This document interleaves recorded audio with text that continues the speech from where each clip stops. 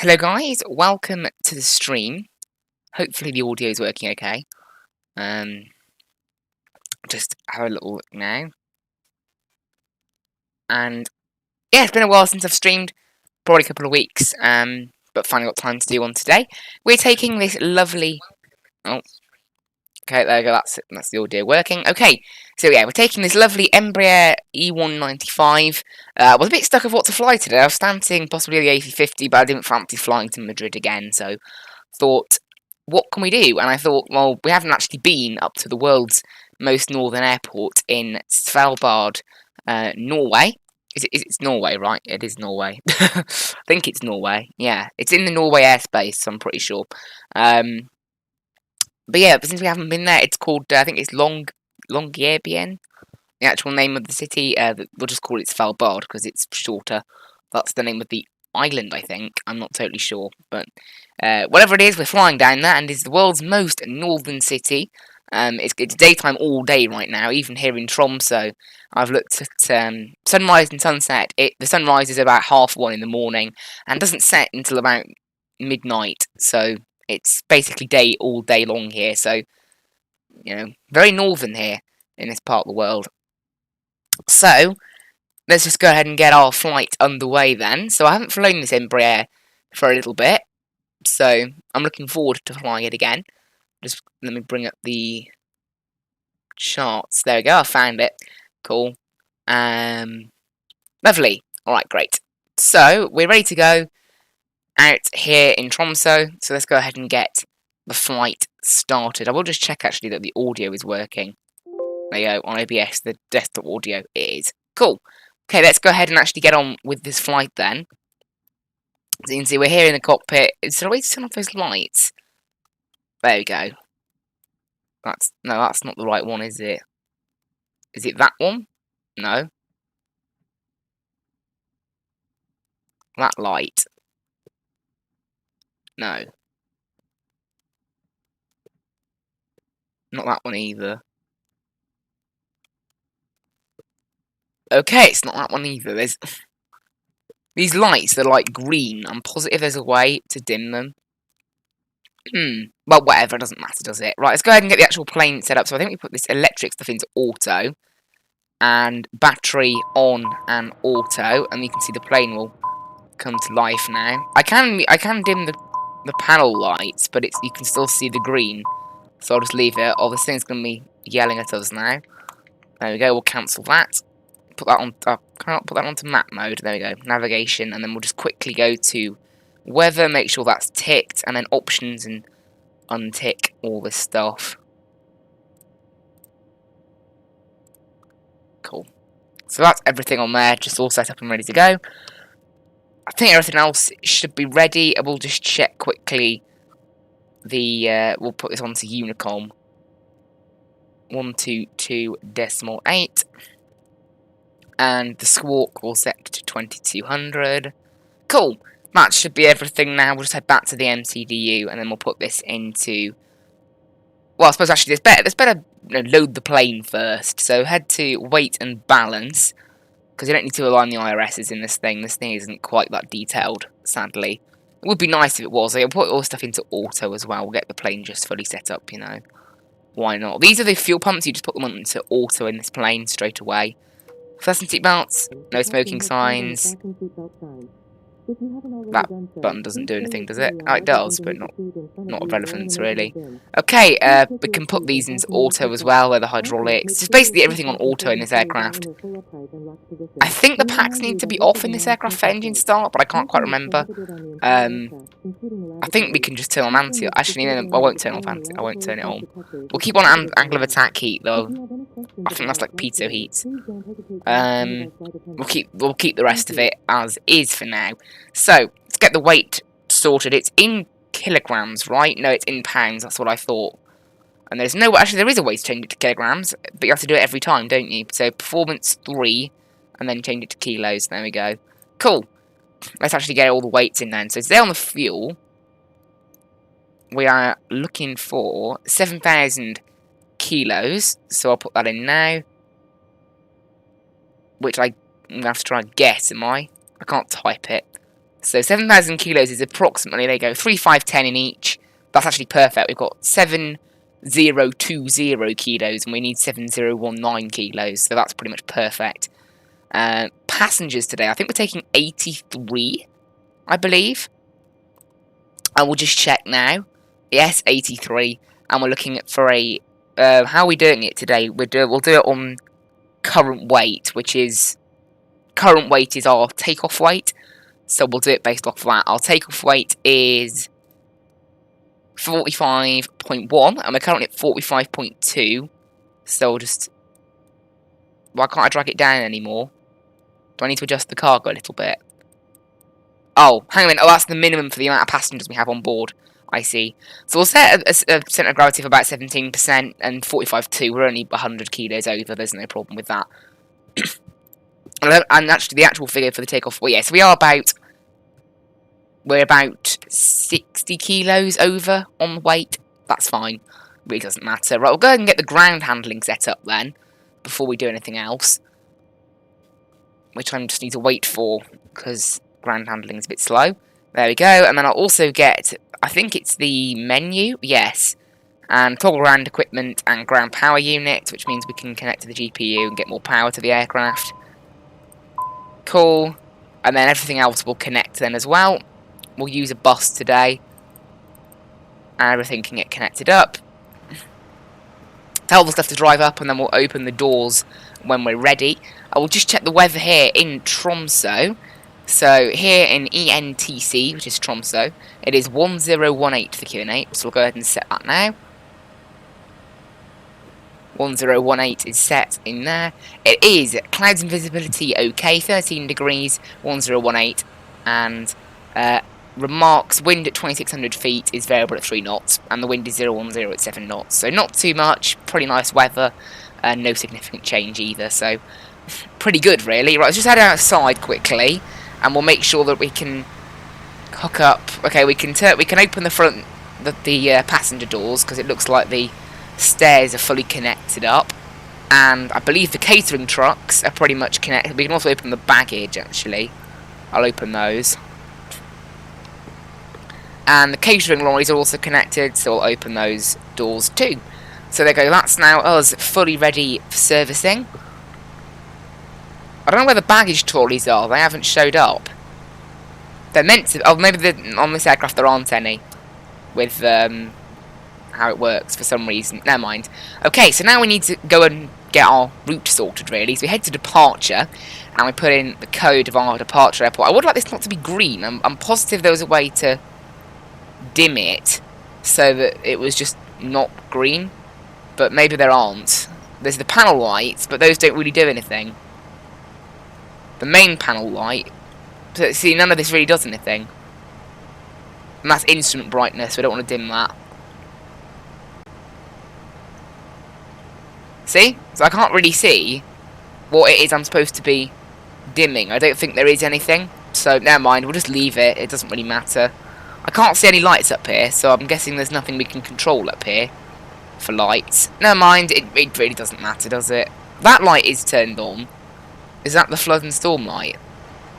Yeah, we don't need that. But there's no other lights around here. We'll put this TCAS onto standby. We'll lock the cockpit door. And everything else should be good. We'll just leave it as is. Right, let's get back to programming this thing then. So, E. Need N now. E. N. T. C. Put that in there. Tromso. Runway is going to be runway 36 today. We're taking the Lomv 6 X-ray. And then we need to go to route waypoints.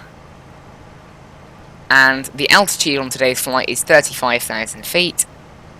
And we need to put in to fix. Actually, no, we just need to go to airways, don't we?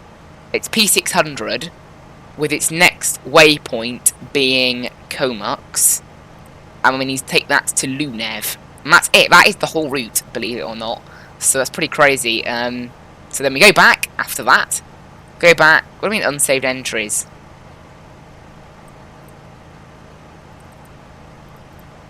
Save. What do I mean entering? Does it not like that we've only got one? Does it not like what I've done here? We're only having... Right, save. Okay, it doesn't like what I've done here. Hopefully the route waypoints that I want are all in there.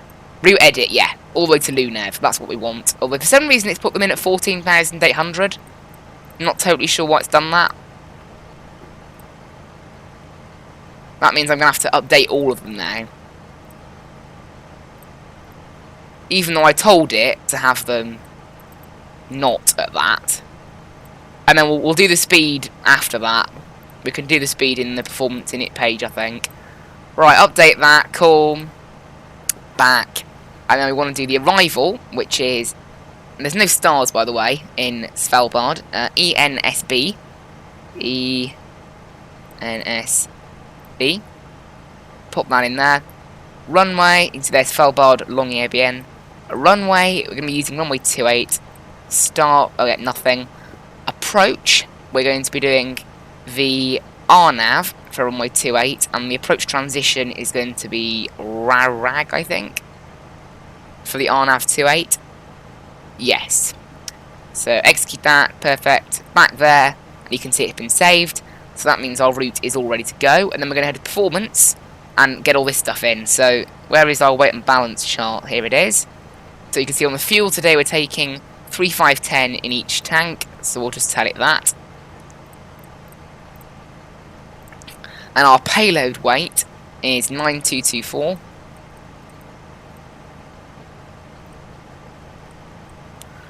And our centre of gravity is 1734. So that's the Mach weight.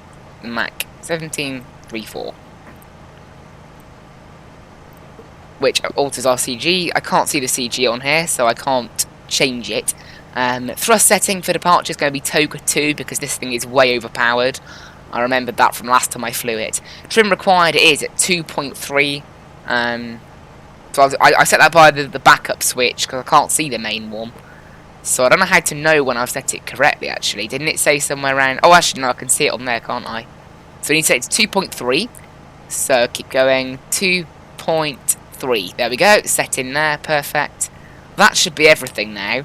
Oh, yes. So cruise airspeed. We're going to be doing Mach 0.77, I like, in this aircraft. SimBrief often doesn't actually plan anything very accurate, so it's quite difficult to tell what's going on. So I'll just set 35,000. And the cruise winds today, we have got a small bit of a headwind today. 270 at 51. So 270, 51. And cruise outside air temperature is meant to be 54, but then when you factor in an ISO deviation of +3, it is -51. Because obviously it's negative, so plus means the number gets smaller, but it actually gets bigger. Because -51 is bigger than -54. Okay, that is that then. I think that should be everything now. You can see there's our predicted landing weight. It'll probably be a flaps 4, maybe a flaps 5 arrival looking at that. Oh, I accidentally enabled keyboard typing then. Okay, everything looks like it's in there accurately. We might have to use Mach 0.76 in the cruise, it'll depend. Again, this aircraft, it doesn't really have any kind of cost index system or anything. So just check the stuff through now, making sure that it's all correct. I'm pretty happy with the RNAV arrival, that should be fine, we'll check that afterwards. And we're on the Longyearbyen 6 X-ray, remember.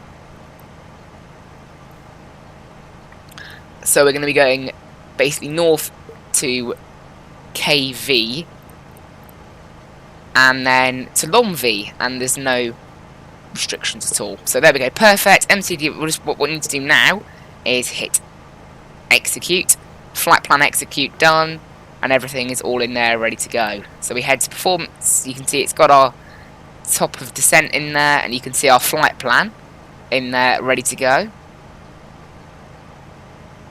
And we should be able to see it as well on our little map. So you can see we're departing off of runway 36, going north, and we can just head straight north, I think. There's no turn involved. This thing seems to think we need to turn on our departure for some reason. We'll sort that out later. This plane can be a little bit weird. So we'll have to sort that out, because it seems to be thinking we need to... Well, if I just go direct to KV, will that solve the problem? There you go, direct to KV, and you can see now it's got a straight line out of our airport rather than a turn, which we're not supposed to have. There are a few issues with this aircraft's systems. Totally to be... It's an old plane, this. They are working on a new version, though. Right, target altitude, we're going right up to 35,000 today. Target speed, I like to set 240. And target heading, it's set automatically. And then 3,000 on the vertical speed out of here. And we need to make sure that the nav source is correct, which should be FMS.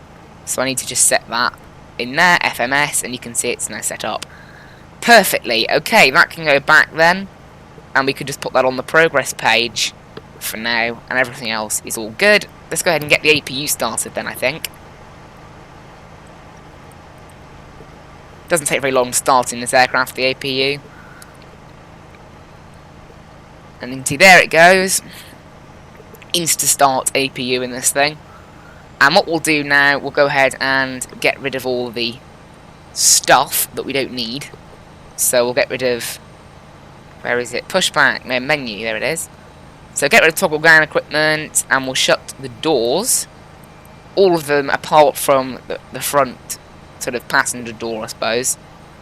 APU is all set up now, so what we can do is put this over to APU mode and turn the bleeds on. I think the packs stay off for engine start in this aircraft, I'm not totally sure. I think they stay off from what I remember. Right, flight directors can come on now, and the yaw damper as well. Everything else is all set up in the autopilot because we set it up in the FMC or NCDU or whatever it's called on this Embraer. Right, APU gen is on, GPU is off, disconnect the ground power unit, and then we'll shut the main door. And the nav light can come on, the red beacon can come on, and we don't need anything else. So what we need to do is go to ground handling, and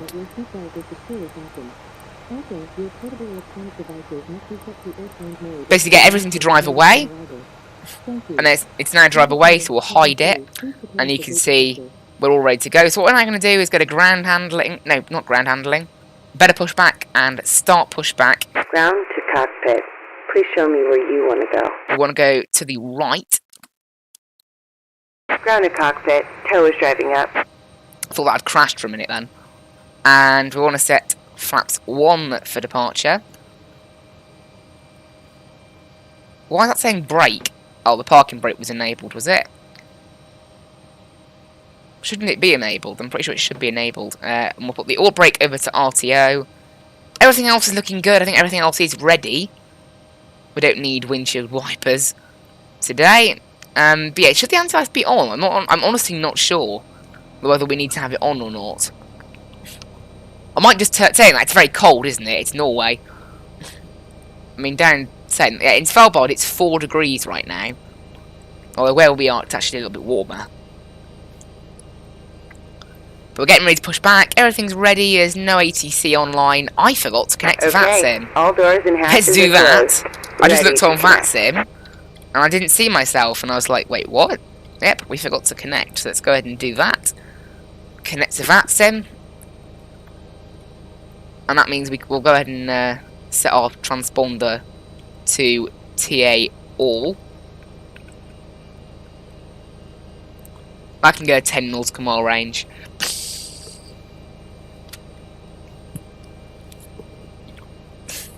Okay.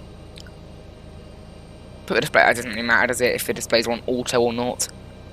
And then, just need to make sure this is all set up, which it is. We'll put this onto nav mode, and we don't want VNAV. Connected and bypass pin inserted. Release parking brake. We want vertical speed mode. Right, release the parking brake. Starting pushback. Open the engine covers. Oh, engine. no, first the ignition needs to be in auto. And then we're going to go ahead and get the engines ready to start. Okay, we're pushing back then, so what we need to do is hold down start, and you'll see the N2 rising. Once it reaches about 25, we'll let go of the button. There we go. Did I do that wrong? Oh, no, I didn't do that wrong. We're okay, the N2 is rising.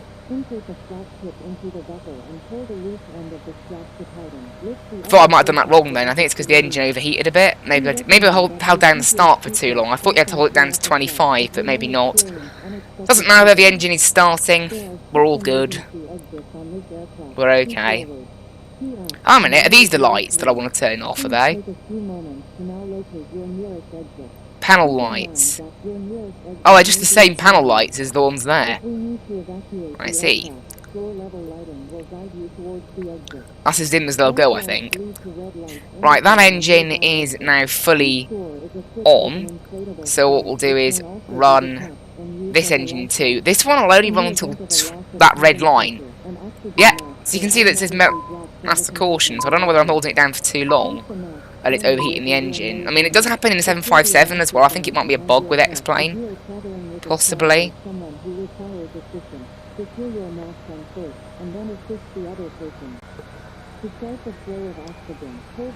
You can see the engines have started all okay. So we're okay.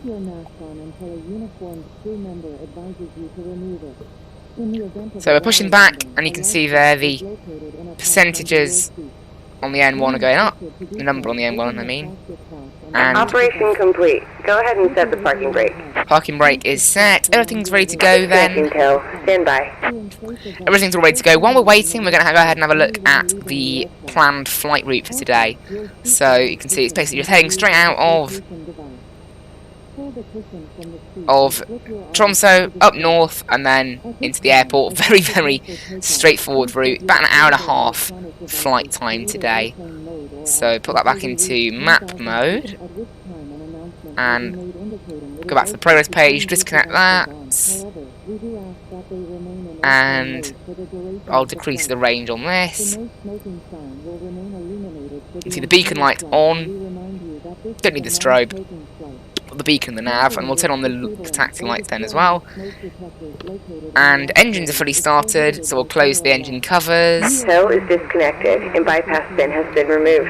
Hand signal on the back to right. both. We'll We'll turn on the packs. and have a safe flight. And I think everything else is all ready to go, so do a quick master caution check. We're good. Is there a recall button anywhere on this plane? I don't think there is, so we'll just leave it. And we can turn off the APU as well, so we'll do that.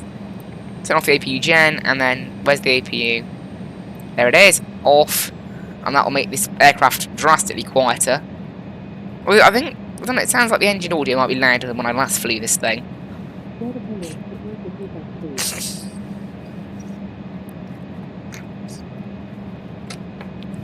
And I'm actually going to fly it on heading mode initially to avoid any sudden turns that this thing does as a bug, and we want to set the heading to 003. And parking brake off. And let's get going. We'll just do a quick control check, make sure everything's working. Flaps are set for departure as well. But we'll just do a quick check to make sure. There you go. So it's the buttons on my yoke that are doing the rudder today. Again, it varies plane by plane in X-Plane whether I control it using this or actual buttons. And the brake works. Okay, cool. So all the controls that we need working are working. So we don't need to make sure of. Obviously, even in flight sim, control checks are pretty important. Not necessarily to make sure that the controls are working on the aircraft. In real life, that's how you check them. But in the sim, it's more whether your chosen device is connected properly. Right, taxi lights can come on. And we're just taxiing right down, and then how long is it? It's an 8,000 foot runway, so I think we don't need to backtrack. Again, this thing is massively overpowered. If we set max power, it'll set it to 85% as well. Which reminds me, that's why I'm going to put it in performance mode, so I can change the throttle mode that we're in. Because I will want to do that.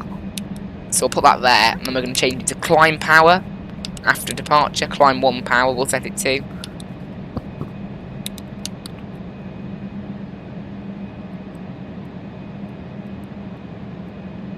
And landing lights can come on now, taxi lights are going to come off. No need to announce on Unicom because there's no one here. No one in Svalbard either, although someone has pre-filed a departure out of there. And you can see a tiny bit of runway to backtrack, so we're not going to bother backtracking. Again, this thing is pretty overpowered. And it should easily fit on a runway like this, because it's 8,000 feet. So everything's set up for takeoff now. Just going to go ahead and... This thing's a little bit slow actually at the moment. Going off the line. It's fine.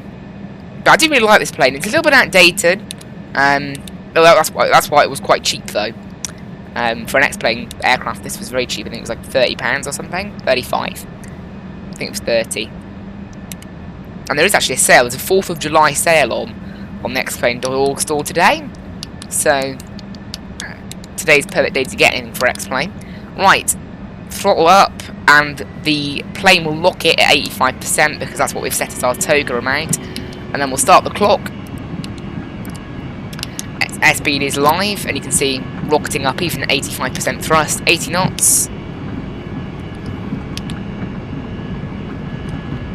I think V1 was about 130 knots today, so V1. Rotate. Oh, there was V1. Rotate. And there's rotate. V2. I didn't think it would announce it for us, but it did, and you can see we're well in the air in time. The controls on this aircraft are a bit weird, actually. Right, positive rate. Gear up, and you can see this thing is gaining a bit too much speed. Again, the flight dynamics in this thing slightly dodgy. I think it was made for an old physics engine. It might have even been made for X-Plane 10, this aircraft initially, so the physics are a little bit different to what you'd expect out of many X-Plane aircraft. And you can see we're rocketing up now at quite a high level of V speed, and we're going to go ahead and put in the auto throttle. No, not the auto throttle, the auto kind of thing in this aircraft very quickly. Autopilot, that's what I mean. Right, and flaps up. That will allow us to climb quickly and the speed to increase to 240 knots. I'm going to go ahead and put auto throttle in now.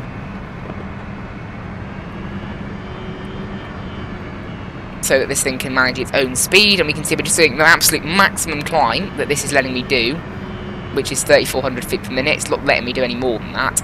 And up we go out of Tromso, and then what we're going to do is I'm going to go to climb 1 power,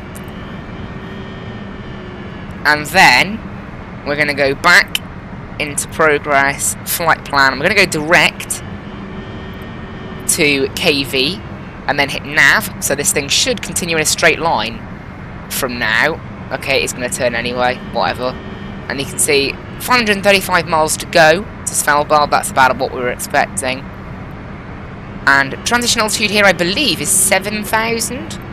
I will just, yeah, it is 7,000, so that's when we'll set standard pressure. You can see this thing's a rocket. It's very quick. I'm not sure whether that's dodgy physics or whether this thing is actually that quick in real life. You can see, there we go. Up and away. And I'll put this up to 80 nautical mile range on there. Again, the throttles are a bit weird. They do a little bit of like going up and down on power. Right, standard pressure is set. And there we are. We are out of Tromso. Very smooth departure, I think. Pretty good. And then sync the heading, just push it. And there we are. Not a lot of flying required with this plane, really, and it's quite a relaxed plane to fly again, possibly because it's slightly less realistic than it should be. All brakes are off, and we'll turn the landing lights off, passing 10,000, and we've got no warnings on there, which is good. Just check all the systems now, I think. We'll check all of this stuff, make sure the fuel is working, electrical anti-ice. Is there a way I can view the pressure levels in the actual cabin? I'm not sure if there is a way I can do that. Never mind. If there isn't, never mind. Go back to navigation mode. There's 10,000 feet. Landing lights off. And then what we'll do, we'll increase the speed up to about 285 knots. And then we'll put it in flight level change mode. And what that'll do is basically take over the VNAV for us. It's a bit rough though. It's meant to be climbing. Okay. Yeah, this plane's a bit weird sometimes.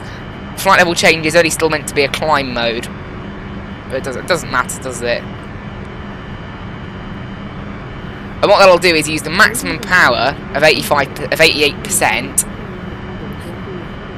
that we've set, and it'll use that to climb at a set rate, which initially will be very, very fast, and then it'll start to slow down as we get further up and thrust decreases a little bit. And you can see we've hit 285 knots, so already it's starting to ease off its climb. So at the moment it's a very steep climb. And then once it starts to ease down, we'll turn off the seatbelt signs. We'll probably do it after we pass Longyearbyen.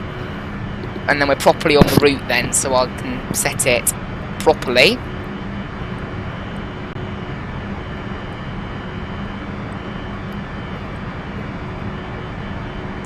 You can see it's down to just 3,900 feet per minute now. That's a pretty reasonable climb.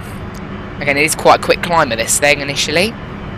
It's taken us, 5 minutes to get to 15,000 is pretty normal, really. Again, no VNAV on this aircraft. Well, we're doing the descent ourselves. It's a little bit more manual, this plane, in the descent. So even though it's a bit easier to fly, it does require you to do your own descent planning and things. Although it does get a top of descent for you, which is not always accurate.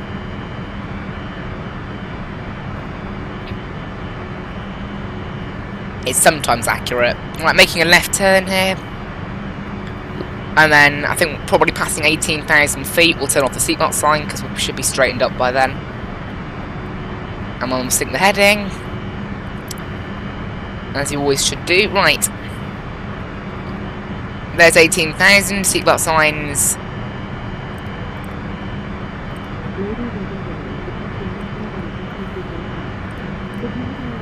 I think it has like an off and an auto setting. I'm not totally sure. We'll just set it off.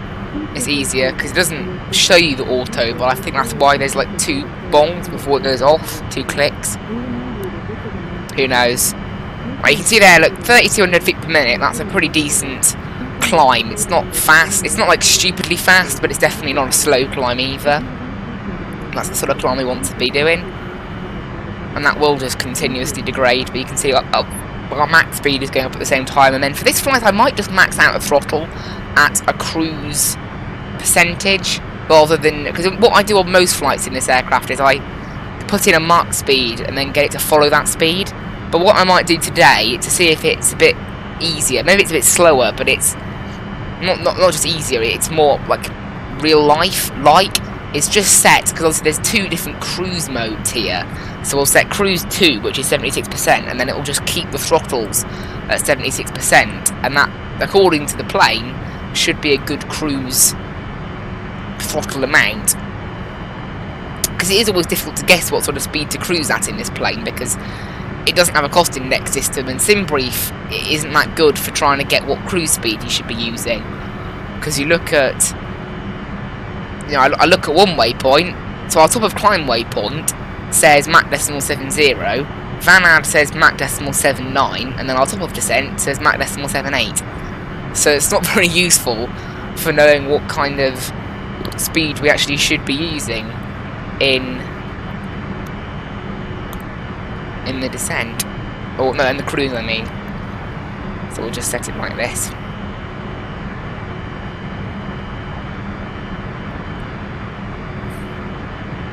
But for now the flight level change mode will be good.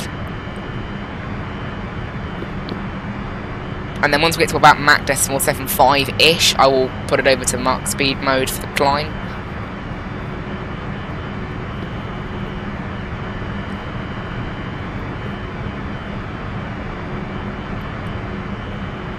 But I do really enjoy flying this plane. I think it's a really cool little plane to fly.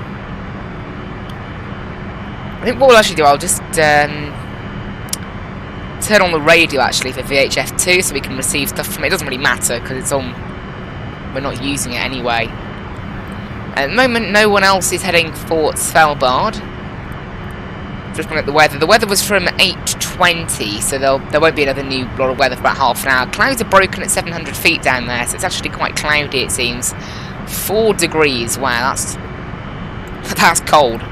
It's cold. Right now it's 10:40 in the morning, and obviously it's daytime basically all day, so that tells you how cold it is.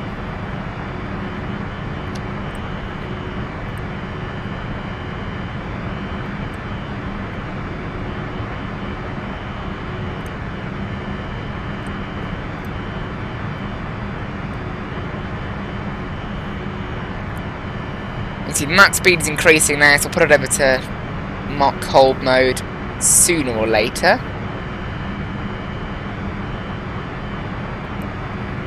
And then we've got a gap of waypoints of 263 miles here, because obviously it's over the ocean basically this whole flight, so that you don't tend to get many waypoints once you get further away from where once you go over ocean.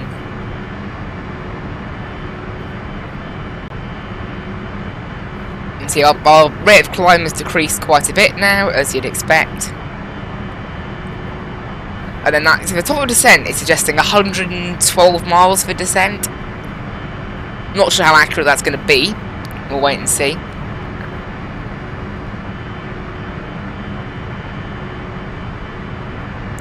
Also, once we're at cruise, we will review all of the descent stuff and try and get a good point for descent.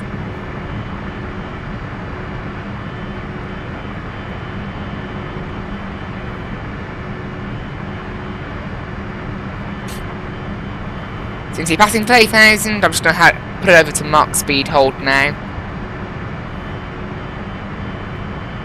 There we go, and that should allow us to increase our climb a little bit.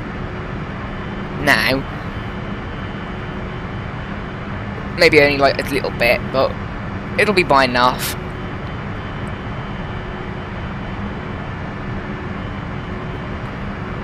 And I think that roughly will be a pretty good cruise speed for us.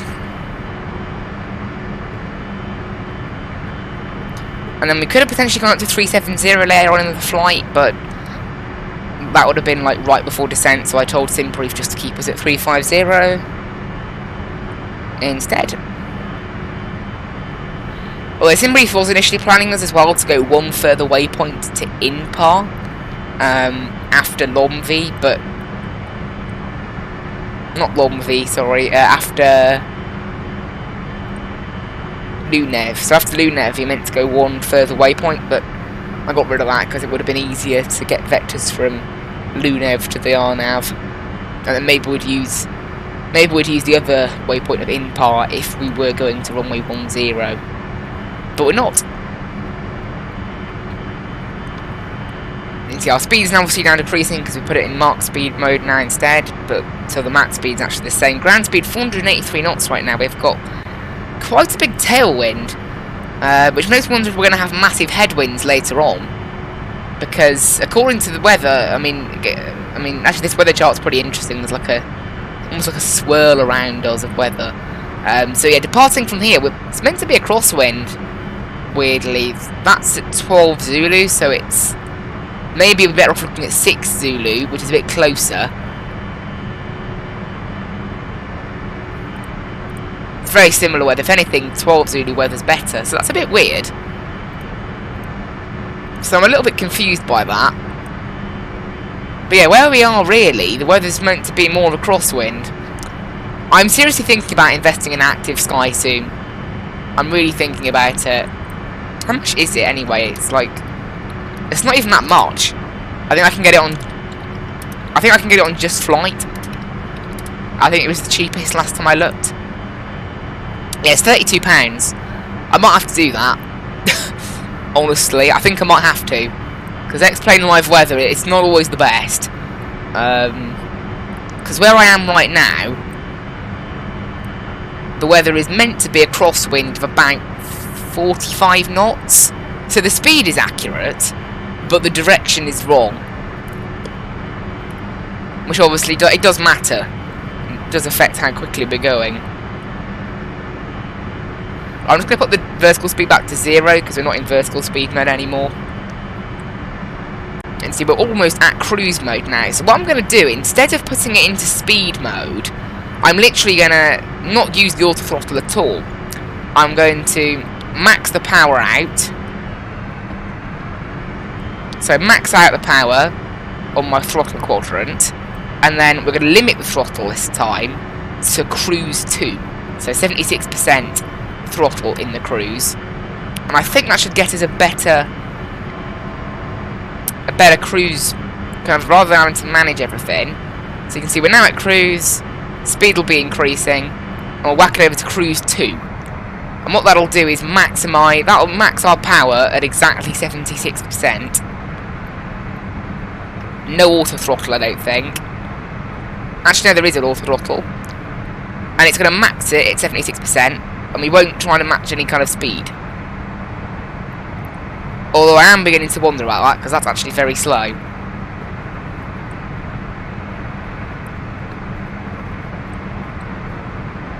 Okay, that might actually be a bit too slow. The cruise speed for this thing, again, it's a little bit unclear. It's meant to be, according to FlyK, maximum cruise speed is 470 knots. So that's true airspeed, which I can't actually see. I can't see it on there. It's basically this and then take off the 40 knot wind. So our true airspeed is about 420 knots. Which is quite slow. It's a bit too slow for this aircraft. So actually, forget that. What I'm going to do is put it into climb 1 mode, and we'll tell it to do Mach decimal 75, which is it's a fair kind of. It's slightly slower than an A320 or a 737, but it's still pretty quick. Yeah, because that's like Mach decimal 73, and I'm pretty sure this thing doesn't cruise that slow. I'll look it up now.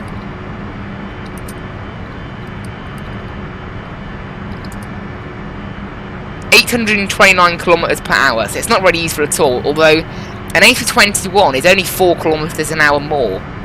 So interestingly, that's about the same as an A321. So what I'll do kilometers per hour to Mach, and it is 829. So that's Mach decimal okay, that's wrong. Mach decimal 67, which obviously is wrong. What about knots? In knots, that's 400. Okay, that's more accurate. Okay, obviously the speed. Maybe the speed of sound calculation by Google is slightly wrong. 447 knots. So that's going to be. That's true airspeed, remember. 447 knots, which is slightly slower than an A321, but it's quicker than. Actually, the speed of sound thing could be because we're at a higher altitude. That's probably why. But so if we're looking for a true airspeed of about 450 knots, I'd say we're pretty much there at Mach decimal 75. I think there's no way to view it anywhere. I don't think there is. I'll have a little look, but I don't think there's a way to view our true airspeed. Or if I push this and put it back to knot, no, it does it in knots then, not true airspeed.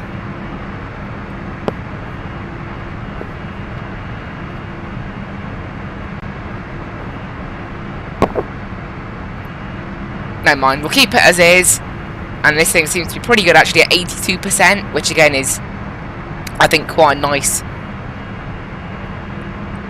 cruise. It's not maximum 88%.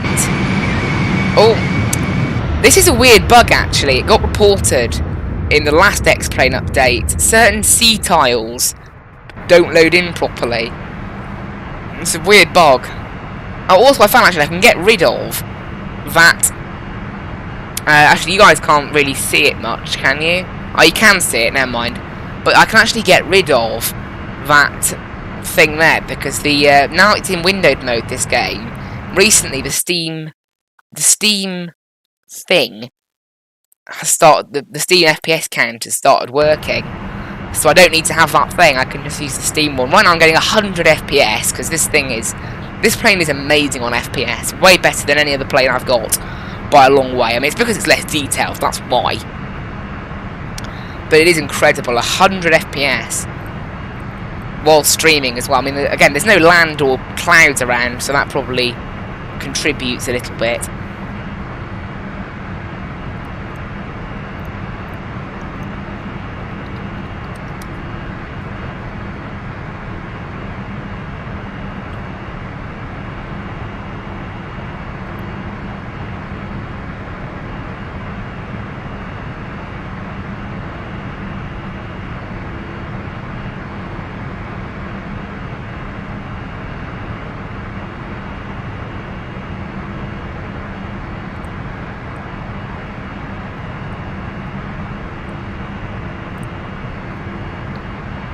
.413 miles to go to Svalbard. We'll be descending. This says 300 miles. So at about 100 miles time, I'll have a little look at everything and just check, see if it's accurate.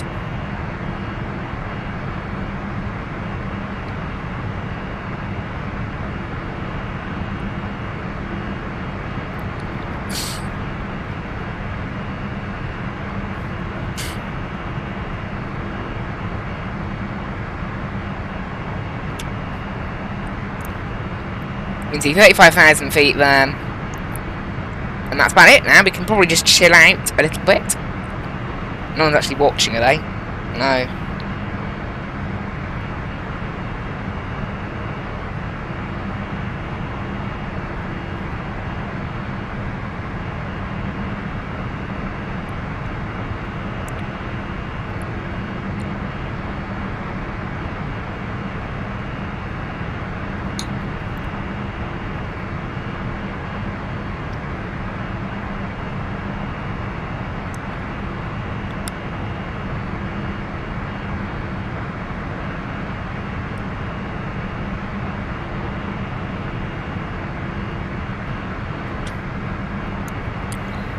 Seven miles to go to Vanad.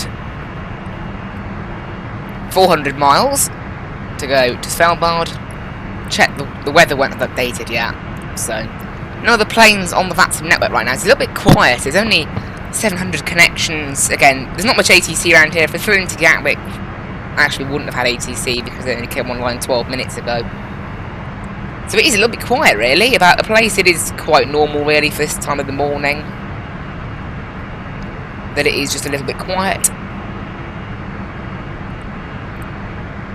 Not really a problem.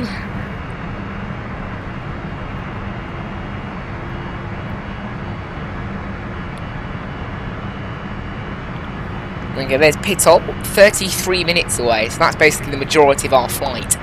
That is. We'll be descending probably shortly after that. No scenery around at all, so there's no scenery to comment on, sadly. Never mind.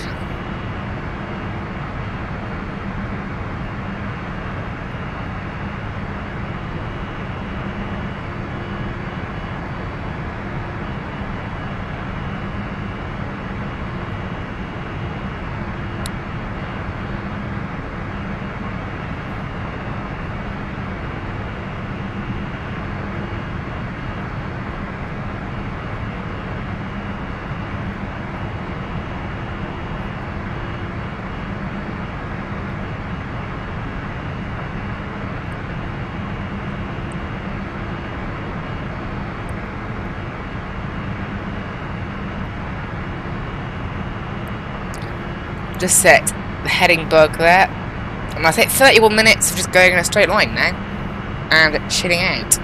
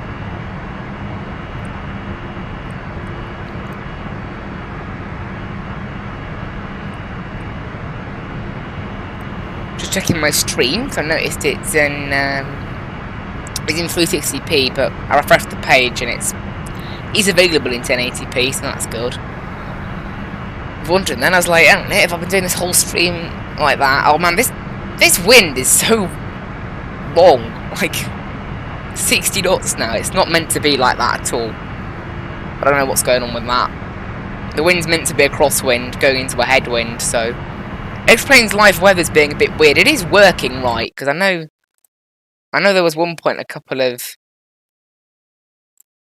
weeks ago when it just wasn't working at all. There's something weird going on with the real world weather though, because it says it should be night time, and obviously it's not night time. So that's probably because this place is so northern. It can't compute the fact that it's daytime all day. Maybe it has an issue with that, I don't know.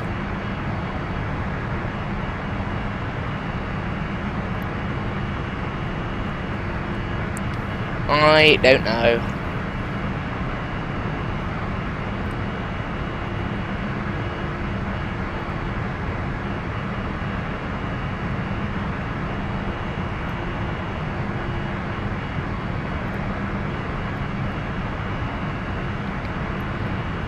Whatever it is, it means we're going very quickly right now. A bit quicker than planned. You can see we've got plenty of fuel. That's another thing with this plane. It does burn its fuel probably a little bit too quickly. Well, I think we should start planning the descent now, because why not, really? So it'll be an RNAV. The runway there is 8,000 feet. Landing on 28 is going to be quite a large backtrack, so we'll probably try and start. Try and stop as quick as possible, really. And in terms of stands, there aren't really many stands either. It'll just be wherever we manage to park. It seems like stand 1, 2, 3, 4. They're all kind of attached to the taxiway almost, which is a bit weird.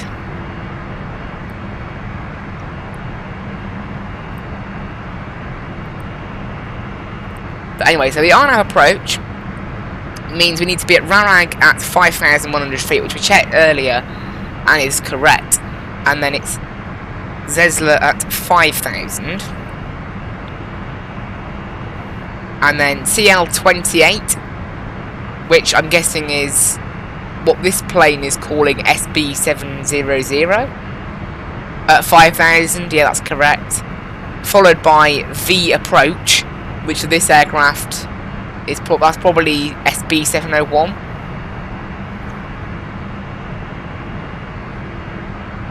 There is actually another waypoint called 55NM, but I don't think I'll be able to put that in, because again, this, unlike a lot of other planes, this isn't as simple to fly and like adjust the routing of.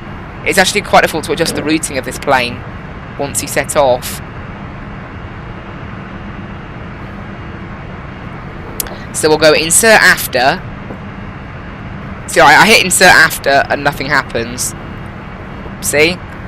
That's the problem. I don't think I can. I'll try and insert before. Yeah, nothing happens. So we'll have to leave that. It's still a correct approach at least. Decision height there on LNAV.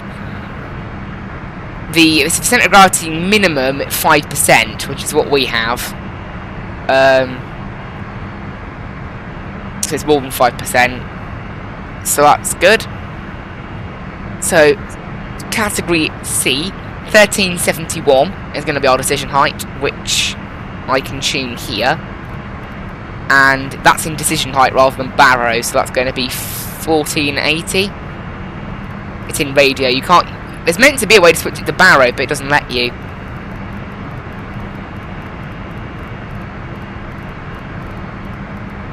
How many? Is this thing? This airport is at 90 feet. Yeah, it's quite a low aircraft. It's quite a low. Although what's weird though is that the actually no, that is correct. I'm being silly. Whatever. Leave that. Actually no, 1450. I was looking at the wrong one. 1450 is our decision height. Transition altitude is 5,000 down there, and that's about it really. Not a lot to set. For some reason, pressure had gone off standard. I don't know why.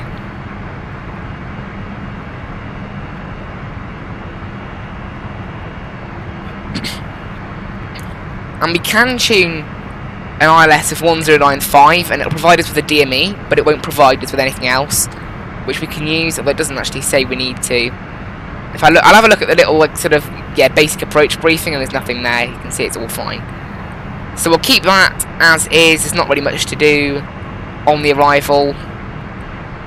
Just need to check the arrival speeds now. So we'll go performance, and then performance 3. You can see it's got our predicted landing weight in there. And you can see there, flaps, probably do a flaps 5 arrival today of 6. Settings 136. Yeah, that sounds good. Cool. And that's about it. So we'll start playing the top of descent now. So we want to be at 5. We'll just say a flat 5,000 at Rarag. I know it's 5,100, but that's only 100 feet. We can go around that. So that's 30,000 feet we've got to drop. So that's roughly 90 miles. So 90 miles from Rarag is going to be quite difficult to plan this because I can't actually see how long that gap is. What I'll do, I'll add in an extra waypoint in our flight plan, and then it'll tell me, Navigraph will tell me how long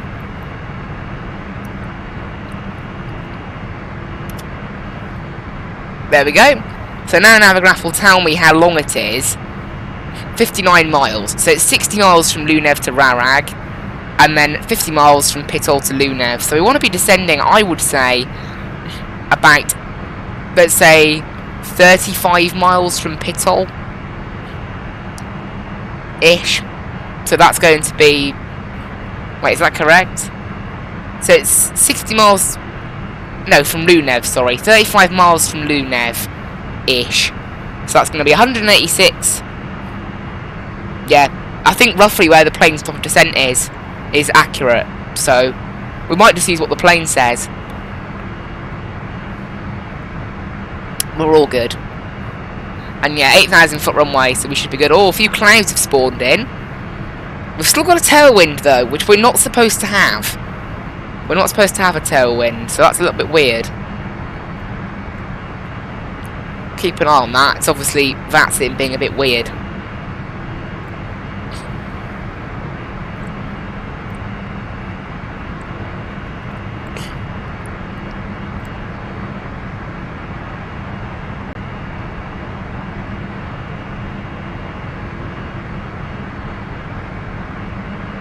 So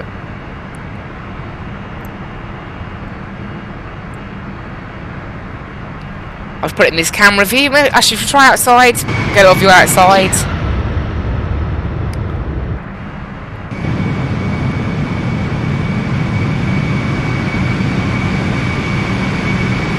I think it looks really nice, this plane. Really nice. Just turn on the volume. Maybe I need to get that plugin installed again. The one that I actually deleted it, but like the one that allows you to adjust the volumes throughout the flight. I'll just keep it in here, it's quieter.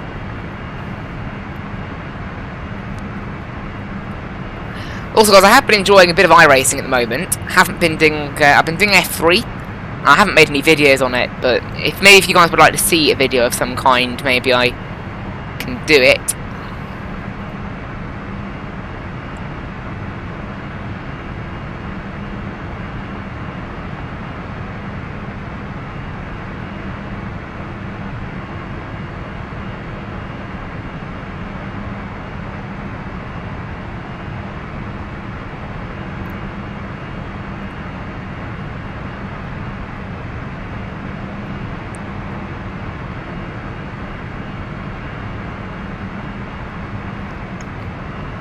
Our ETA is going back all the time. I think it said like 10:20 earlier. It's going back all the time. That's in Zulu time. But yeah, it's probably because of the wind. Again, we told this plane that the wind would be a little bit of a headwind. Although, I mean, this did say it would only be an hour and 16-minute flight. When SimBrief said an hour and 31. I didn't quite believe SimBrief. I don't know why it said an hour and 31. It said I have actually shortened the route though, that's something to keep in mind. I shortened it a bit to delete the waypoint in part.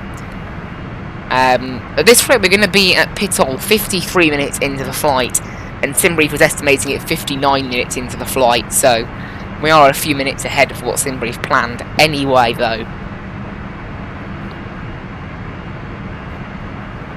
So this flight might be a bit shorter than we thought initially. We only have 293 miles to go, and we've flown 250, so we're coming up on halfway now. We're quite close to halfway.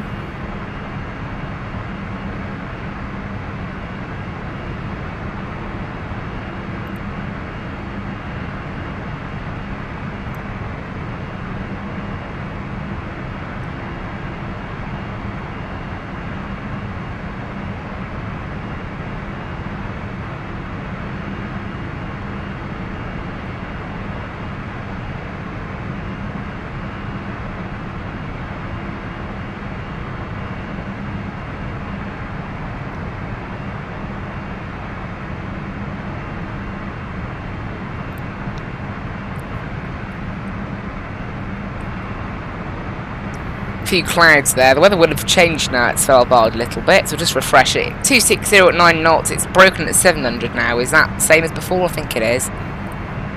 And QNH is 1010. No planes currently heading there. The plane that was pre-filed is still pre-filed, although obviously pre-filed flights only last 2 hours and then they disappear, so they haven't got too long left now.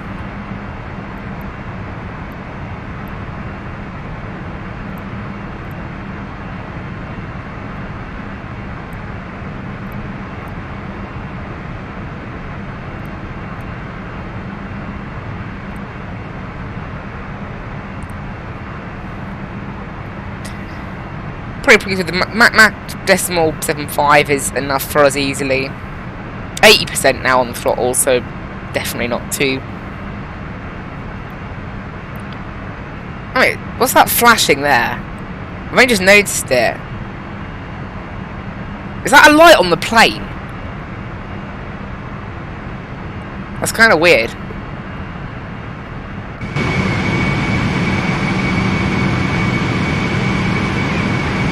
We only have the one beacon light, so I don't think it's that. Who knows? That's a weird one. That's a really weird one. That's confused me a little bit now, actually.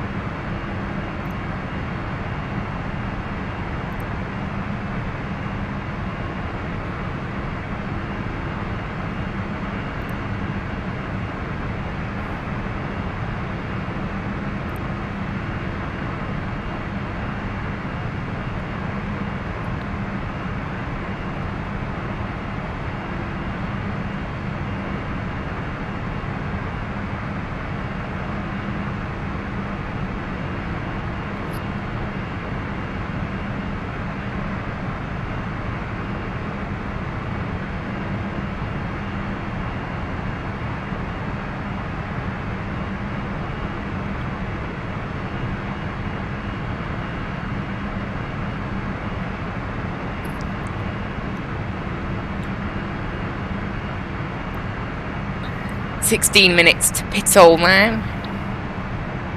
At the moment.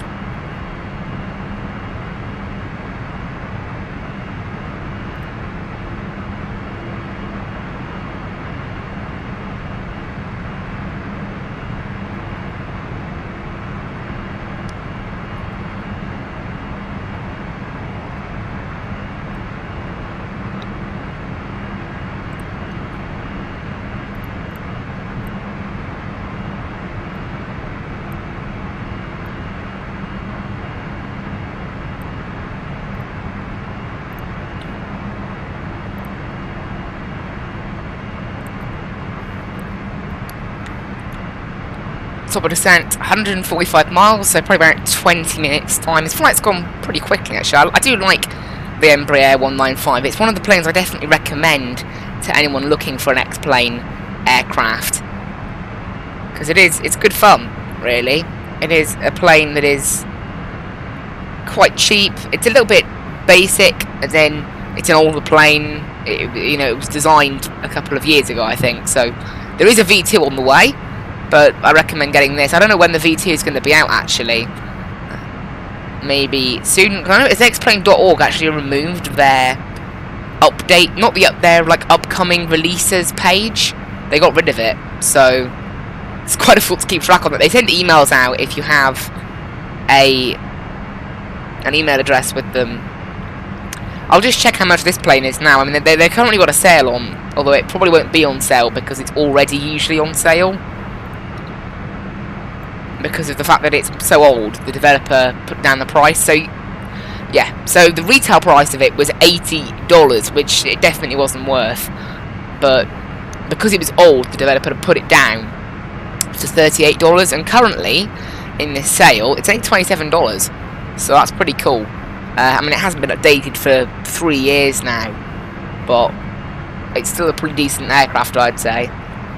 I do really enjoy it. Definitely, one thing I'm looking at is the SSG 747. I know a lot of people really don't like it. they say like, oh, SSG's bad developers and things. I haven't had an experience with them, so I wouldn't know. Also, the FPS is terrible, I've heard, although version 2.3 recently got released with quite a few fixes of that kind of thing. So I'm tempted to maybe give it a go, because I do want some more long-haul aircraft. Although what I really want is that Flight Factor 787, but I haven't heard any news on it at all.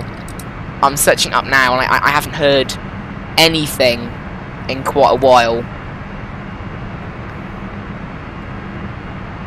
But I'm interested in it, because a 787 is something that we really need in X-Plane. It's something that is really needed, because, you know, the Magnite isn't that good. I haven't tried it out, but I've seen some videos of it, and that was enough to make me not buy it. So it's kind of, but yeah, at the moment there's no development, there's no release date for the Flight Factor 787, so I don't know when it's going to be out. I have no idea. There was a forum thread on xplane.org, I'm just going on to that now, but last time I checked, no one was really communicating on there. Yeah, and there's nothing on there at all, so I'll have to wait and see.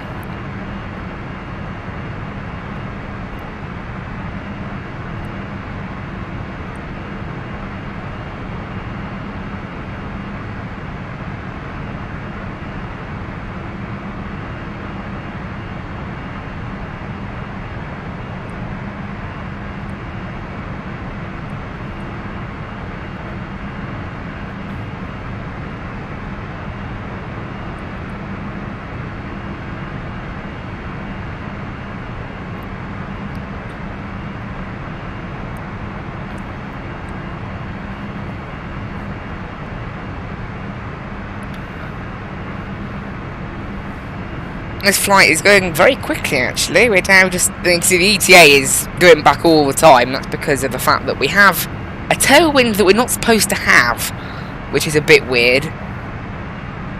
I can't quite understand that. I'm not complaining, but I don't understand where it's come from. But whatever. It's a stream a bit laggy when I move the camera around. It's looking a bit laggy, although OBS is showing it as 60 FPS, so I don't totally know about that.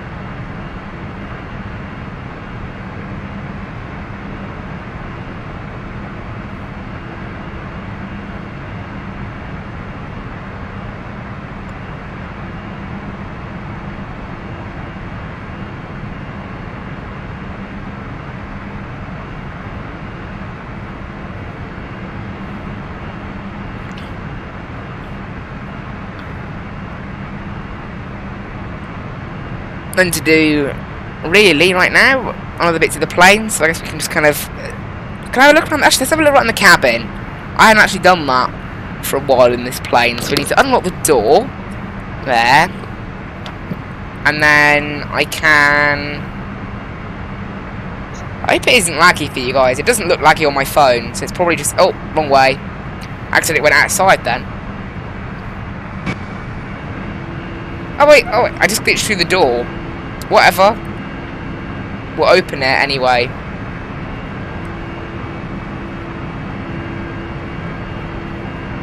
I need to get like a proper camera plug-in that allows you to properly assign like wing views and things. It's one thing that's missing from X-Plane. This thing has seatback entertainment, by the way. I mean, it doesn't update, sadly. It would be lovely if it updated. So you've got a safety card there and a magazine. It's cool. I like the detail you get though, like the fact that those things are included. These windows are really off-centered. I wouldn't be happy if that was my window seat. There we go. Look at that. That looks really cool. I think the modelling on this thing I actually think looks really nice. But why did this plane just? Oh, did the weather update? This plane just suddenly like powered down. Right, we'll shut that door and then we'll lock it again.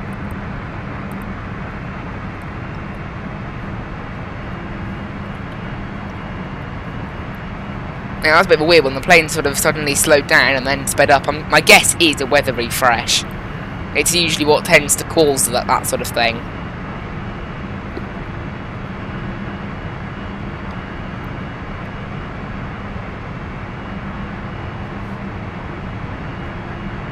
Well, we'll be descending in probably about 100 miles now. Yeah, 85 miles, so... This flight has come to an end pretty quickly, I think.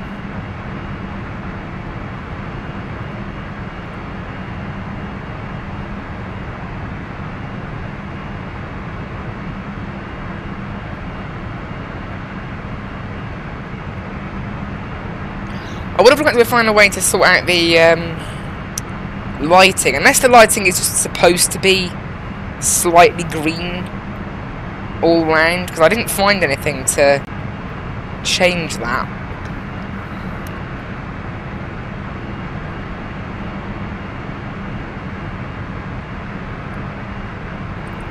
Does the chart light not work on this side? No, obviously not. I don't think the chart light actually does anything. You can see FPS has decreased a little bit now. I mean, it's 70, so still high, but that's because of the clouds in the area. Clouds are always a big killer of FPS for some reason. Never quite understand why. I suppose it's just extra stuff to model, isn't it? They're probably quite, you know, like all the different shapes that they have and everything. Maybe it's quite a bit of work for a graphics card. That ETA is just going earlier and earlier all the time. Right, every time I look at it, it's gone quite considerably earlier. Although the time to Pitol, remember it was 53 minutes into the flight. It was meant to be, and you can see 6 minutes, 47 minutes in. That's 53 minutes, so that hasn't changed. So the ETA on here then is accurate. It's the ETA on that bit that's not so accurate, I suppose. And there is no plane currently in Svalbard departing, so that person that pre-filed their flight, I don't know, again, it only keeps the pre-file for 2 hours, and I've been on the network for an hour now, so I don't really know about that.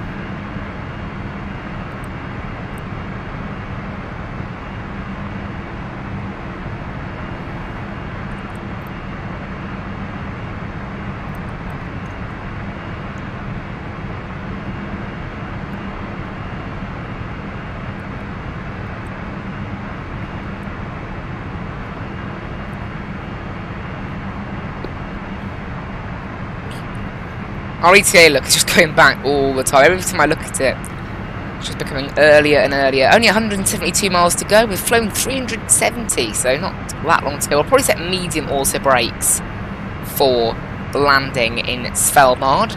Remember that we are going to have to backtrack, so I would like to try and stop as early as possible. There's no...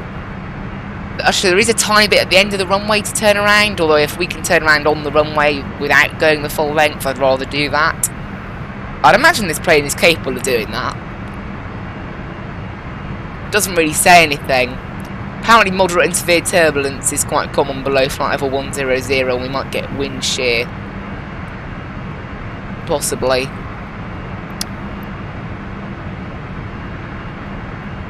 I can't... Apparently the runway is grooved. Is it? It says runway 1028 is grooved. Interesting.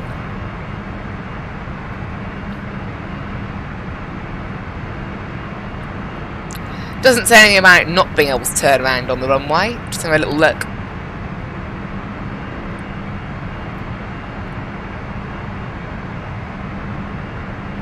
Is that what we're landing on? I'm just having a look. Is that what we're landing on? Look at that. That looks like a digital photo almost. Apparently that's what we're landing on. Runway 28. So it's just on the edge of an island. We definitely don't want to overrun. That's an interesting approach. I didn't quite know how the approach would look, actually. This could be a pretty spectacular approach, you know. And I might go into the replay to grab a screenshot as well, because the Fly UK screenshot competition this month is reverse thrust, which obviously you need a replay camera for that, although someone's managed to take it in a maintenance hangar, which I suppose is actually pretty good, because that means you don't need to use the replay camera to get it.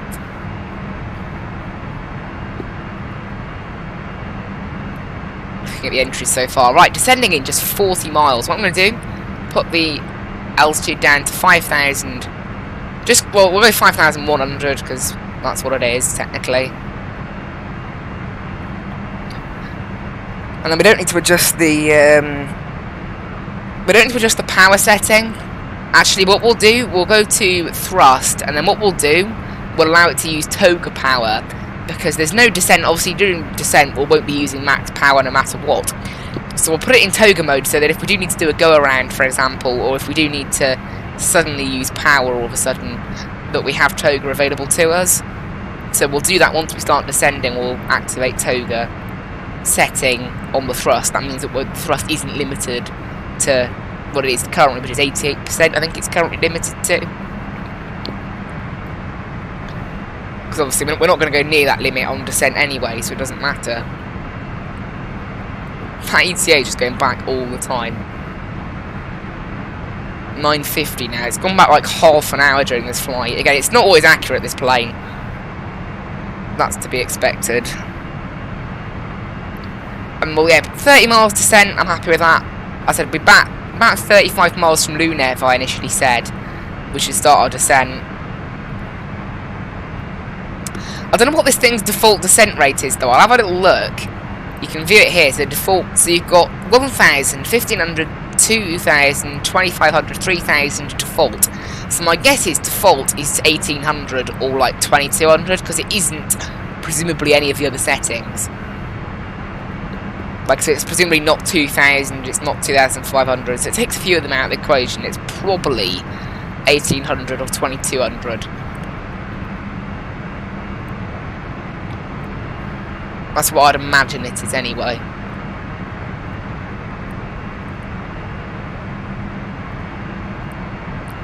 Oh, by the way, it's great this. YouTube actually, it sends you an email. YouTube does. When you go live. I find that really stupid, but it's like, it's a bit weird. It's like, I know I'm live. I'm the one live, no? I guess maybe it's like, in case you went live and it wasn't you. Somehow. I don't know. Right, we should be thinking about 15 miles. This plane is saying 20. So, you know, what I think and what the plane thinks are pretty much the same. Yeah, this flight's gone really quickly, I think. To be almost at the end of it already. Yeah, I think 115 miles out is a fair time to descend. Remember, we're only descending down to 5,000 initially. And we'll probably be at 5,000 for quite a little, for a decent amount of time. There should be some new weather at Svalbard. Hang a minute, that plane that was pre-filed, they've just connected just now, and they're in mid-air, and they're at 36,000 feet, like halfway to Norway already. So well, maybe they forgot to connect, and then suddenly realised. But yeah, the reason this flight has been so quick is we've had a headwind the whole way. So I really need to get X-Plane Live weather sorted out. Where we are right now, at Pitol, the wind is supposed to be about 240 knots, so that way, heading that way, at about 60 knots. It's meant to be. Actually, 70 knots. No, it's at 65 at 34,000 feet, and at 6 AM, it's meant to be about the same. So 6 AM and midday, Zulu, both pretty much the same in the weather. So really weird. I mean, our ETA is actually gone further away again now. It's maybe balanced out. I don't know. Who knows? It doesn't really matter. Right, let's get ready to descend then. So we're going to go ahead and set the vertical speed to... We'll do 2,200 feet per minute for now. We'll do 2,000, which I know isn't exactly what the plane plans. And then we'll see how on track we are after doing that for a little bit. Because again, this plane doesn't... Unlike a lot of planes that display like... I think it's called a banana.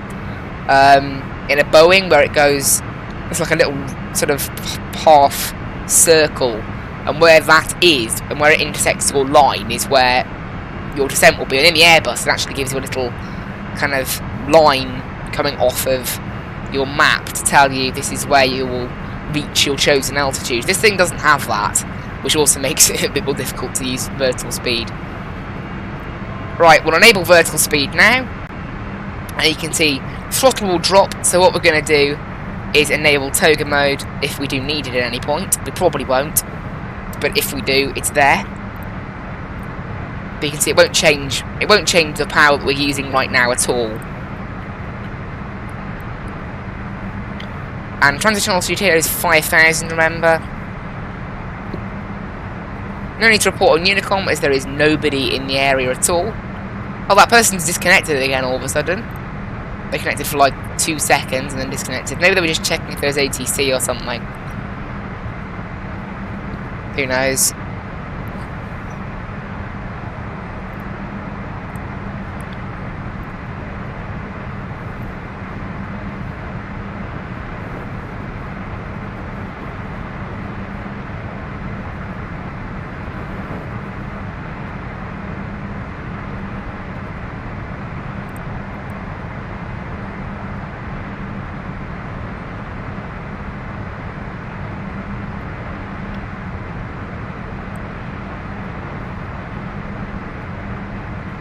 See there, speed increasing in terms of the number. Obviously the speed's staying the same. We'll set it over to about 285 knots once we hit that stage, which we haven't yet. And I'll just monitor the kind of descent rate as we go. So at Lunev it's 60 miles to where we need to be at 5,100. So we'll just say 5,000. So 60 miles, in 60 miles, we should be able to cover 20,000 feet. So that means that we want to be, by Lunev, we want to be at about 25,000 feet. And if we're hitting that, then that means that our descent course is pretty much on track. 25,000 feet. Right, this can go down to 40 nautical mile range now. And then obviously once we actually get a minute count to Rarag, we can also use that. Speed, in terms of speed restrictions, it's a maximum of 230 knots at Rarag, so we need to hit that as well. So we need to make sure we're doing that. And you can see approaching 285 knots now, so we'll set speed mode now rather than Mach mode, and that will start to decrease our speed then.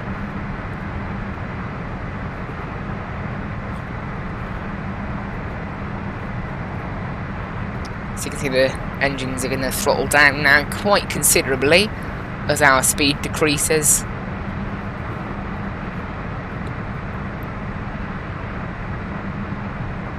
And our ETA is back to being quite considerably early again now.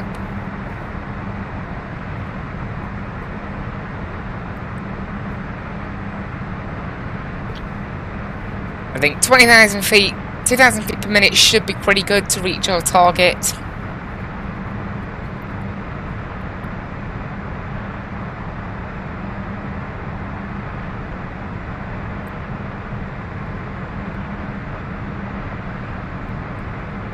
See, 59 minutes and we're passing Lunev, so we are about 7 minutes early of what the plane was planning initially.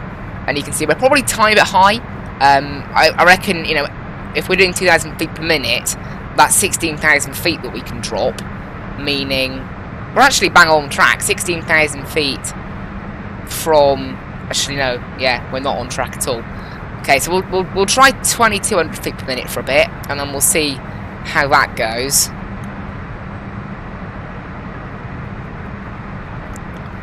And I'm going to set runway heading in here, which is going to be 277. Actually, I can just do sync heading, can't I? So I'll just keep doing that. I forget that in this plane you can sync the heading quite quickly just by pressing one button. We don't need to set any kind of course or anything for landing. No need. Okay, so the go-around procedure also doesn't need any kind of VOR or whatever tuning, so we're good.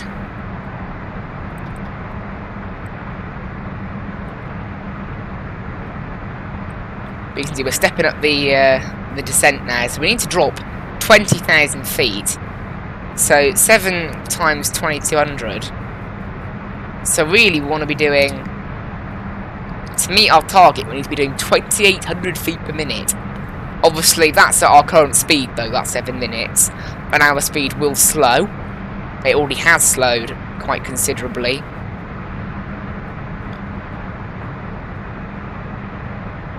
Well, I think we still might be a bit high. We'll try 2,400 feet per minute for a little bit. Obviously, our speed is going to decrease, remember. So when we're about 20,000 feet, obviously it's better to be too low than too high, though, that's the thing. You see, it's getting very cloudy, as we expected with the weather.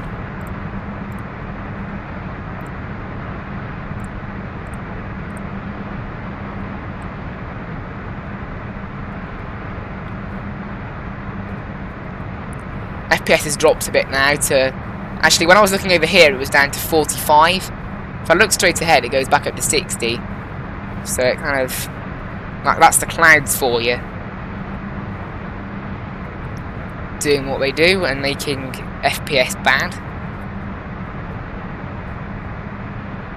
This plane's totally idled now. And speed is staying basically still. Slowly decreasing. Again, 6 times 2,400. So we should be able to cover 14,400 feet in the time by the time we have to get to Rarag, which is easily enough. I think we should be good. Remember as well, it's, you know, after Rarag we've got another 5 miles, which is Eslo, where we need to be at 5,000. Actually, yeah, because it's a good point. It's 5,100 or above. So I think what we'll do, we'll actually now scale it back a bit to 2,200 feet per minute again. Because as long as we're at 5,000 for even like SB 700, because we can't go below 5,000 until after that, thinking about it. So we'll go back to 2,000 feet per minute, and that'll settle the plane a bit more. Because we're not in a massive rush. Go down 20 nautical miles on their range.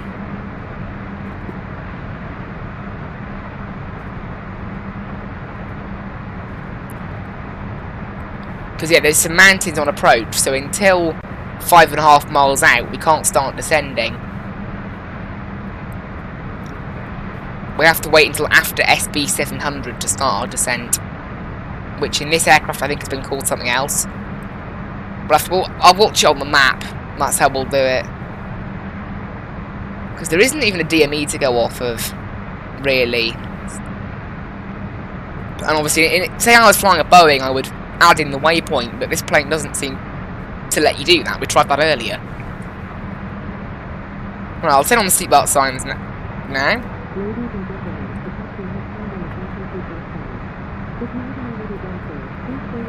Right, the weather for 9:20 Zulu should be there. It's not yet. It's still not refreshed.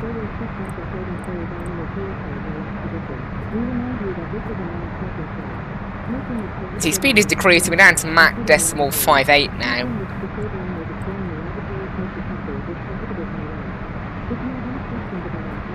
FPS is dropping a little bit. Obviously, I was used to really smooth FPS before, so now it's noticeable that it's dropped. That's what FPS is like, though. If you're used to 60, 40 looks laggy. If you're used to 40, 20 then looks laggy. Which is really... That's how FPS seems to work. Which is why I don't particularly... It's what I don't particularly like. So a lot of people are like... They insist on like 144 Hz monitors. But I think if you got used to 140 FPS or whatever it is, 60 would then look laggy. Which I don't want. Because that means you have to then get an even better PC. So I'd rather just leave it.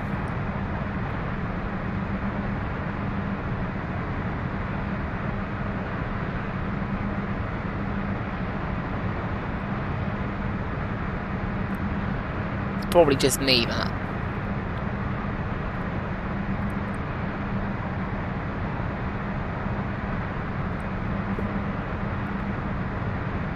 see there's some land. Is that land? I can't really tell. Never been here, obviously, in real life or in the sim. That's part of the reason we're going there as well. It's another new airport to get, because FlyK has recently introduced a map, a couple of months ago actually, on their new website, like 2 months ago maybe, 3 months ago even. But it's a map of where you've been flying for FlyK, and we'll try and get more places. I would like to try and do some more flying around Africa. I need to do that. Sadly, they don't really operate many routes around there, so I'm going to get a chance. Right, medium auto brakes set.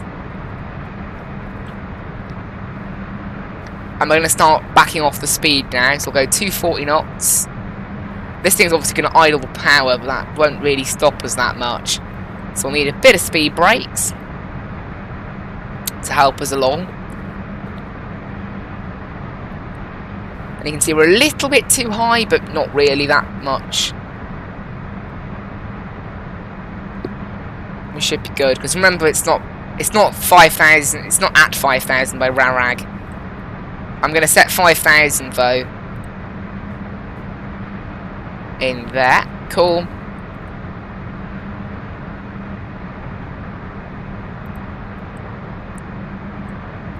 Right. Landing lights can come on because we're below 11,000, so get ready to turn those on for 12,000 feet. No, 10,000 I mean, which is when you do actually need them. And then see we're slowing down now to be below 240 knots, which we've done. And we need to be at 230 knots at Rarag actually, so we'll set 230. And then to help us with the slowdown, we'll deploy the flap. Actually, no, we can't even. We can only go flaps 1 at 230. And I bugged out. Okay, yeah, some of the axes on my throttle quadrant are going a little bit weird at the moment.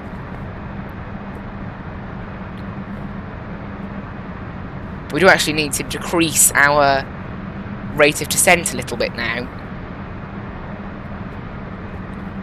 to make sure we can keep the speed up. Keep the speed down. Right, no new weather at the moment for Svalbard. QNH down now is 1010. So that's what we'll be setting at 5,000 feet. The transition altitude is here. And you can see I'd say we're pretty much bang on track there with the descent. We've met it pretty well, so just go back to 1,400 feet per minute just to help this thing slow down. And yeah, the axis that controls the flaps is going weird now. I'll put it in. Luckily, there's an extra position. It's meant to control. It's meant to be like the totally off position. But if I put it there, then it doesn't happen. It's okay now. You see, every now and then the axis just freaks out and goes weird. It's a shame. It's only just started happening. It's really annoying though. There, it's okay now. It just does it every now and then. It goes a bit funny. Right, we'll use a bit of speed brakes to help us slow down some more. We'll go down to 220 knots. And that'll allow me to use flaps 1 then. Although it doesn't actually lock anything into place, unfortunately. You can see there, look.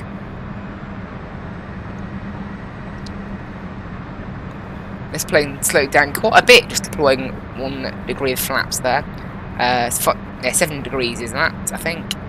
Right, everything's all ready to go. Seatbelt signs are on, all the lights are good, all the brakes are set. What we're going to do then, I'm going to arm the speed brakes, which I should be able to do with the 3 key. There we go. They're now armed, because I don't think we'll need them anymore before landing. And you can see, in terms of descent, we're pretty good to be at 5,000. And then we need to be SB 701, which is around... It's the minimum altitude. It doesn't actually say what altitude it is anywhere, which is a bit silly, really. It doesn't say what the altitude needs to be. It's just there. But it's below 3,400, whatever it is. It says it's the MDA height, so that's 1,450 for us, I think. But you can see we're on approach now. Can't yet see the airport. We are actually stuck at 5,000 for a little bit now because of terrain. So I'm going to drop the speed some more.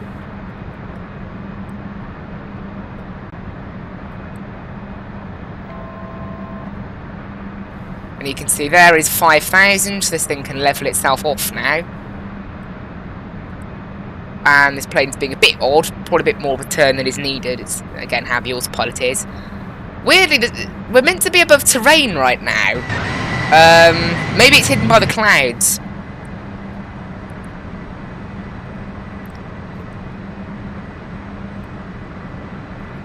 I mean, we're in the right place to be approaching the airport. We're at SB 700, so after this we need to start a descent down to the airport. So quite a gentle kind of, maybe like 700 feet per minute, something like that. But at the moment I haven't actually got any visual on the airport whatsoever. But what's weird is we're meant to be above land, and I can't see any land. So I don't know what's going on there.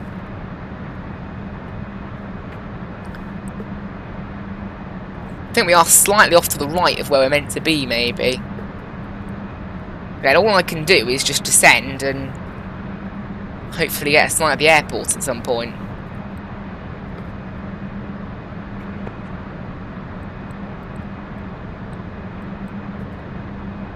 Remember, it's going to be, I think, flaps 5. We might just use 4 anyway.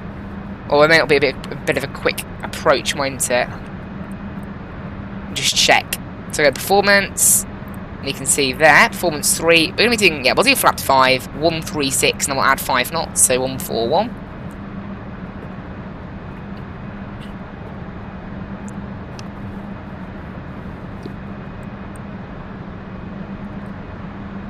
But there is a slight turn to the runway right at the end. So that could be some of the reasons for what we've got right now. Right, flaps 3 will set. That's all for now. Can't see anything. So what I'll do, I'll turn off the autopilot. And we will try and guide the plane in on the flight directors.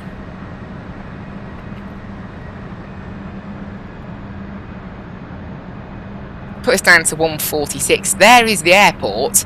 I think something's gone wrong with X-Plane, to be honest. Unless the airport really is like this, maybe... Because it's meant to be, as we saw the photo, there's meant to be a bit of land around it. I know there's been the bugs with X-Plane tiles not loading correctly, so maybe that has something to do with it.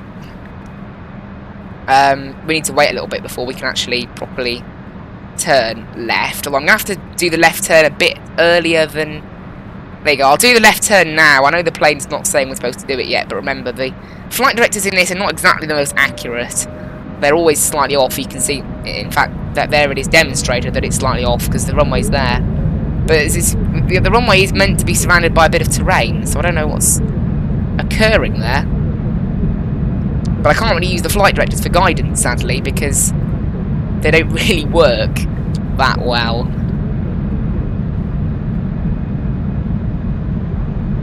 So for now, all I can do is try and get below the clouds and hope we're in a roughly accurate place. It looks like on the charts. Remember, I have got the charts for guidance as well.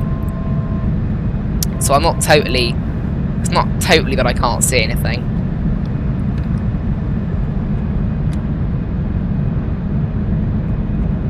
We're flaps 5 now.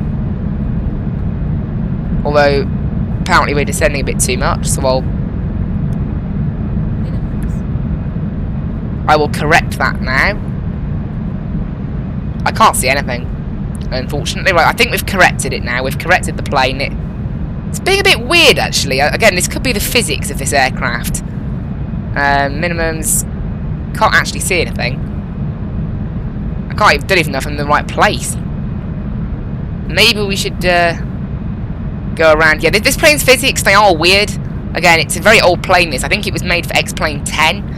And it was never going to be updated unless X-Plane changed some of their physics models.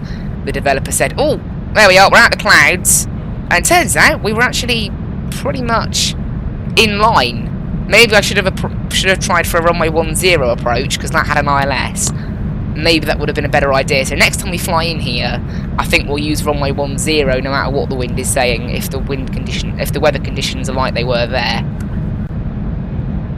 So that's something to learn for next time, but we've been able to guide it pretty well, actually. Again, if this thing had accurate flight directors, it'd be a lot easier. But never mind. I mean, we're big typical flight sim pilot, ignoring minimums and all.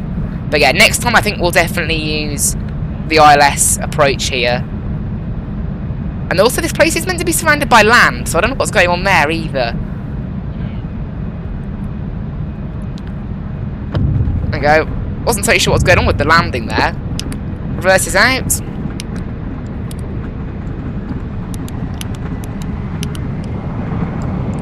Are the water brakes actually working? They don't look like they're slowing the plane down that much, other than the reverses, obviously. 70 knots. Reverse is retracted. I'm not actually sure if the water brakes are doing a lot here, but sure.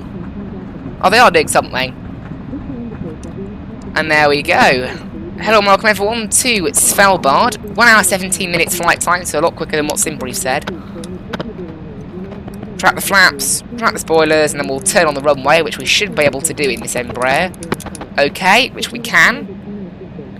Right, landing lights off, taxi lights on. Not too, it's a tiny bit of a rough landing. Because, I mean, I'm amazed we managed to land, really. I couldn't see anything, so.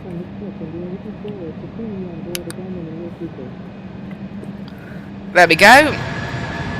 Yeah, this is weird. We saw the... I don't know whether this is an X-plane bog or what. That looks weird in the distance, but I'm going to bring up the photo. So this is landing on runway. Again, it's all ice, so maybe the ice is melted because it's 4 degrees. I don't know whether X-plane simulates that or not, but that is the land according to the photo. Well, it looks like a digital sketch actually, but that isn't there, is it? So, not totally sure about that. Never mind. Possibly a bit of a weird bug, I don't really know. But anyway, all that matters is we're here. Tiny bit of a rough landing. Interesting clouds that maybe should have meant to go around. Again, next time we fly in here, I think we're going to try runway 10 instead. Because, I mean, obviously, they've obviously built the terminal in that way, because you have to backtrack so far if you're landing on 28. So they've obviously built it maybe in the way of trying to get you to use 10. It doesn't say anything on the overview of the airport. It doesn't say any kind of preferred runway, but I think definitely we probably should have used 10 instead, but it doesn't really say.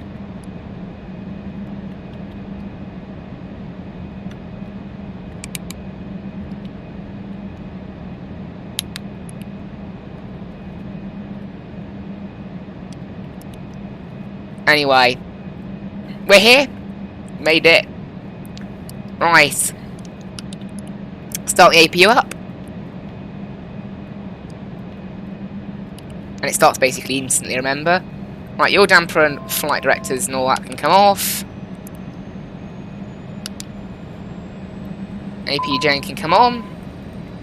And you can see, here is the airport. It's meant to have a couple of stands just kind of dotted about the place, by the looks of it. That's Hotel 1 over there. Don't know why it's called that. All the others have number stands. So we'll just park wherever, really. That's what it kind of looks like you're supposed to do. See, this bit of the airport's accurate. Who knows? Doesn't really matter. I guess we'll just park here. This is stand 4 and stand 3 apparently. So they're basically the same stand. I know it looks like it's a park. I know it looks like it's a taxiway, but apparently it is actually a stand, I think. And then you got stand 2 and 1 are over there. It's a bit of a confusing airport layout, I know. I think what we'll do, we'll go to stand 2, because that means obviously in the real world, if anyone else was there, we wouldn't get in the way of them.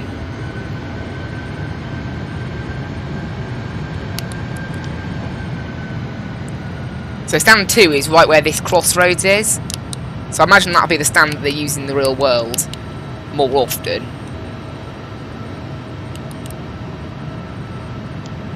It's quite difficult to tell, really. Maybe in the real world they have better signage for this sort of thing. Anyway, no matter what, we're just going to park up about there. Set parking brake. And well, that's not how you cut the engine, is it? Ignition can come off. And we'll cut that engine and cut that engine. And then it goes pretty much silent then. And what we want to do is head to the menu, toggle ground equipment and the ground power unit, GPU power on, APU power off, and we'll cut the APU.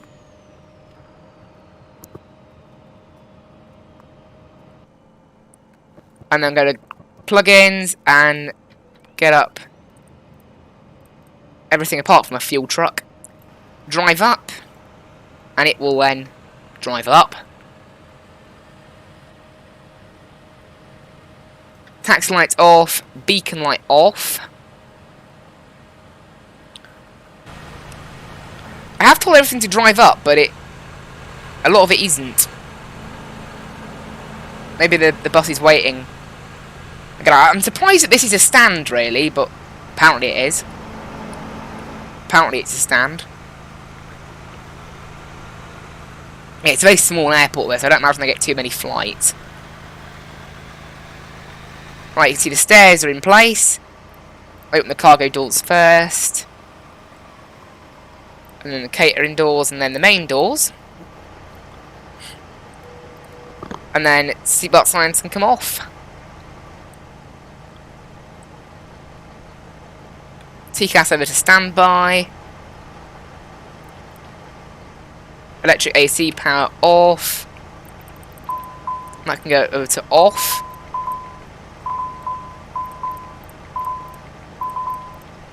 Everything goes off. Those two aren't clickable. Fuel pumps as well.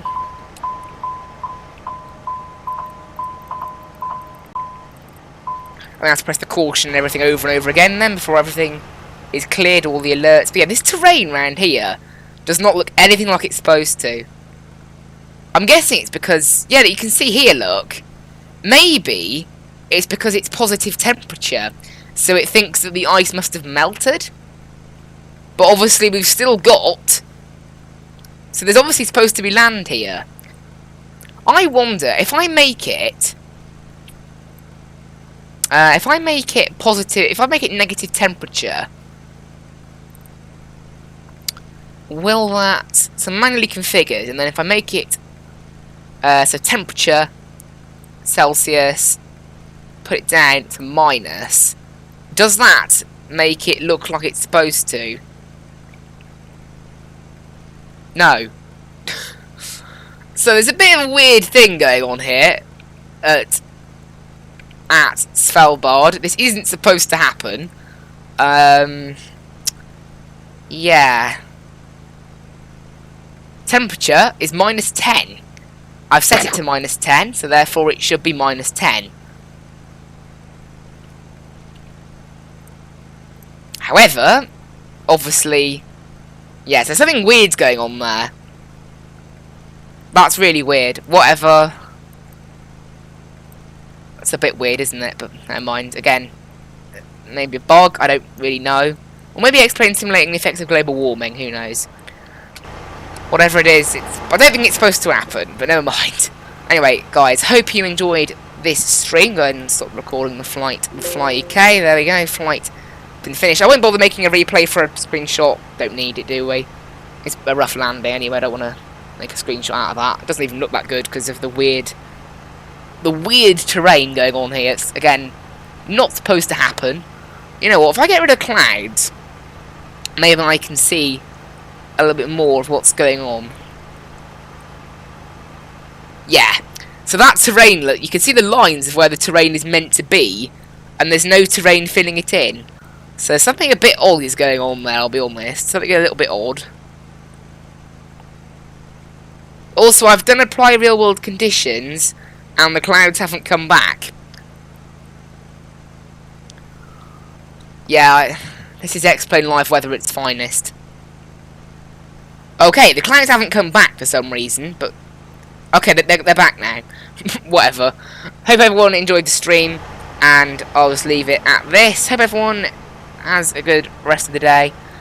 And that's about it, really. So, I will put it over to the background music, and the end screen.